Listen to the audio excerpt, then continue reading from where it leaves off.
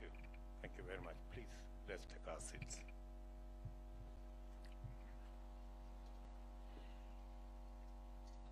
Distinguished guests, ladies and gentlemen, it is my distinguished honor to join you today to observe the 11th anniversary of the KDF Day. This is a day dedicated to the remembrance of those of our gallant soldiers who have paid the ultimate price in the defense of our republic, Kenya. We pay homage to the bravery of our warriors in defending and protecting our sovereignty, territorial integrity in diverse engagements. As Commander-in-Chief, I note with approval that the theme of this year's KDF Day is, and I quote, soldier-centric approaches towards the ups of mission readiness. End of quote. Indeed, this underpins the sense of duty that the troops continue to exemplify. Our freedom and sovereignty are hard-won products of great sacrifice that we must always guard with utmost vigilance in honor of those who sacrifice for it and in order for us to achieve sustainable development.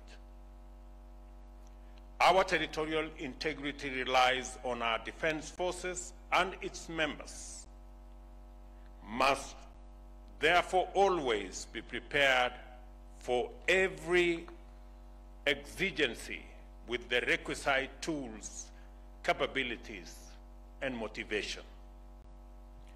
The tip of the nation's spear has always been and will always remain our troops, be they on land, in air, or at sea.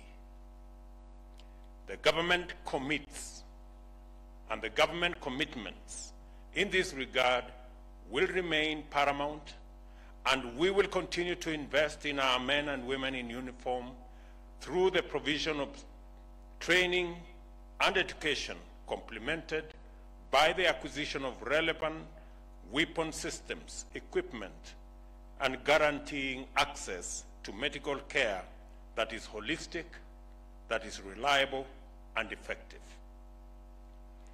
The KDF must remain thoroughly professional in order to secure the nation against all threats by offering credible deterrence, and also stay robust enough to engage any threat to Kenya's national security and interests. Having been recently briefed on aspects of research and development undertaken by the KDF, some of which were showcased at the just concluded Nairobi International Trade Fair, I look forward to seeing more innovations from the military family. It is desirable that the solutions out of your laboratories and workshops are not exclusively focused on defense and security. I urge you to also seek to address human security needs of the citizenry, like food security and affordable housing. Indeed, the broader national purposes of our public service, insofar as they apply to defense forces, should find robust expression in the work that our gallant men and women in uniform undertake. I am delighted to observe that you have seized the opportunity of engaging with the citizenry as a platform to articulate our collective aspirations and give the best expression to our national values and principles of governance. Sustainable development being our ultimate principle of governance, it is encouraging that you continue to explore ways of lending a hand to the greater national effort. Significantly, ladies and gentlemen, Kenya needs to take steps towards self-sufficiency in simple defense articles, apparels, and food. In fact, appropriate degree of military industrialization has spurred the growth of the civilian industry in other jurisdictions. Kenya thus needs to follow international best practice to achieve this desired self-sufficiency. I note also the secondary role the KDF has undertaken in support of other state agencies in disaster response, humanitarian support, and inter-community peace building. This is yet another chance for our forces to practice its magnificent tradition of articulating values. Our soldiers embody national security and inspire confidence. Your participation at the core of efforts to solve human problems and respond to citizen needs entrench your capacity to touch hearts and to encourage people.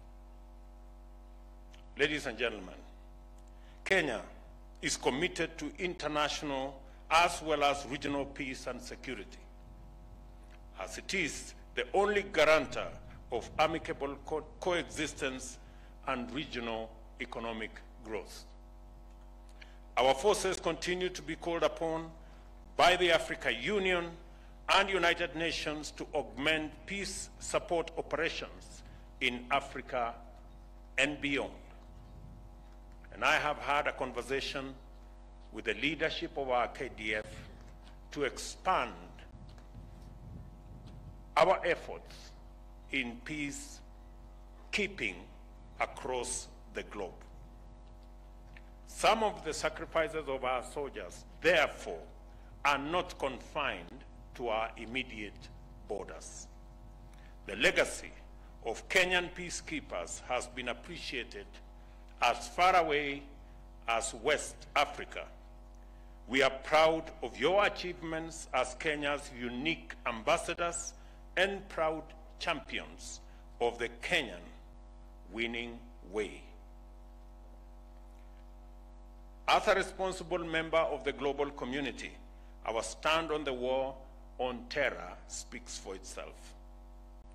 For this reason, KDF is in Somalia, having been invited among other nations to support the United Nations and the African Union Transition Mission in Somalia, formerly AMISOM. This contribution supports the efforts of the international community in pursuing peace in the Horn of Africa.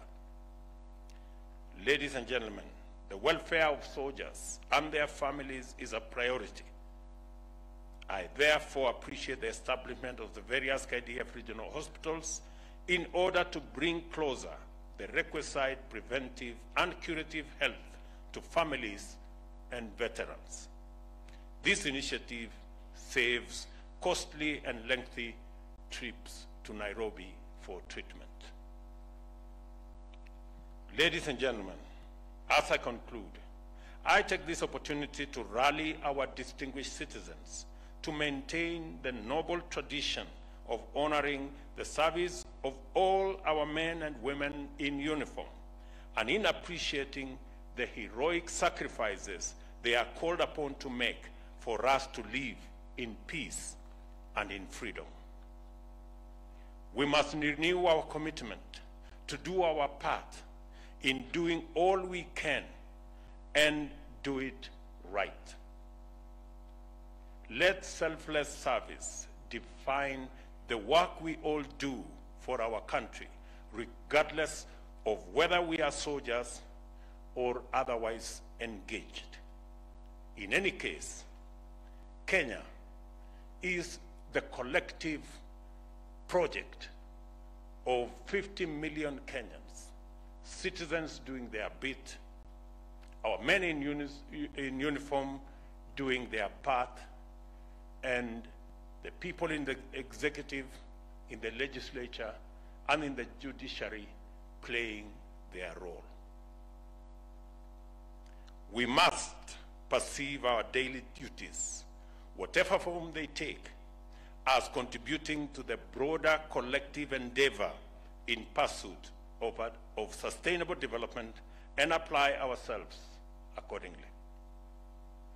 Every day in Kenya should be a day of work and service, and every moment a celebration of patriotism. I further commend the spouses of our service members who remain at home, holding fort as their loved ones are away on deployment. Their work is silent, away from sight, with absolute loyalty and dedication to keep families together, thereby sustaining an indispensable support network to our officers.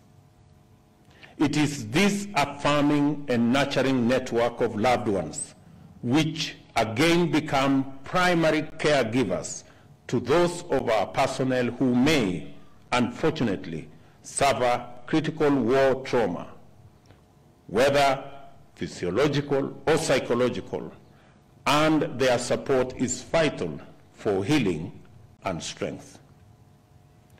We do not take this outstanding form of selfless national service for granted.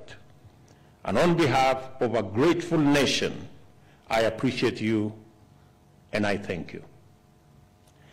Let us therefore proceed on the understanding that we are united in service to uphold, protect, and defend our nation and its values, and to support one another along the way because we are enlisted in one cause, the cause of one nation and one people.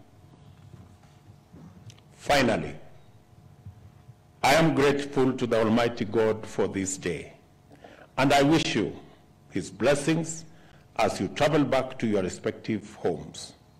May God always bless our defense forces, and may God bless our beloved nation, Kenya. Asanteni sana. Mheshimiwa Rais, hivi sasa litafuata gwaride la machweo ya jua litakaloletwa na bendi zetu za majeshi ya ulinzi ya Kenya. Bendi, tafadhali.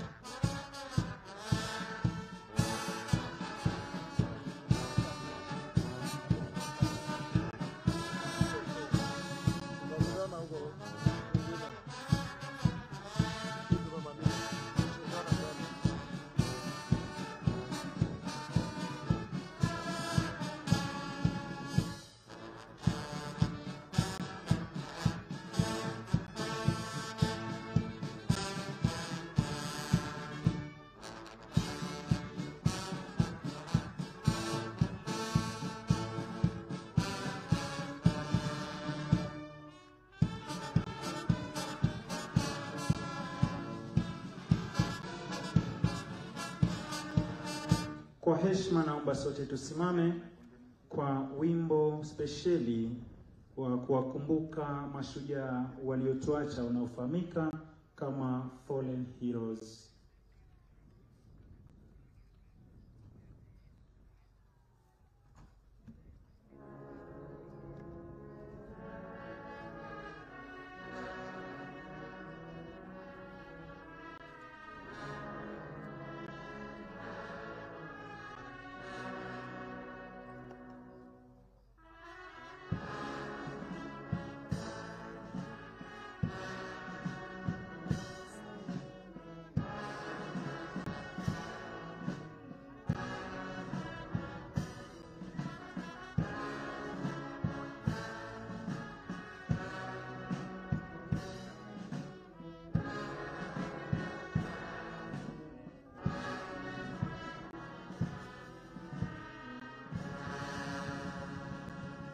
Kimya kifupi kwa heshima ya mashujaa waliotuacha.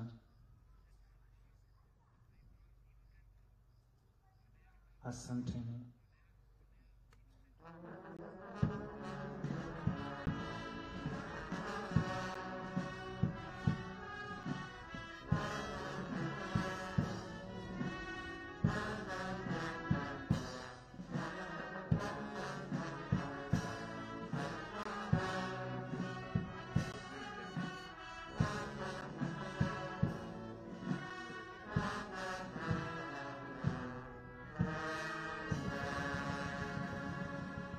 Tubaki tukiwa tumesimama kwa wimbo wa Injili, wimbo wa kushikisha bendera, wimbo wetu wa taifa na wimbo wa Jumuiya ya Afrika Mashariki.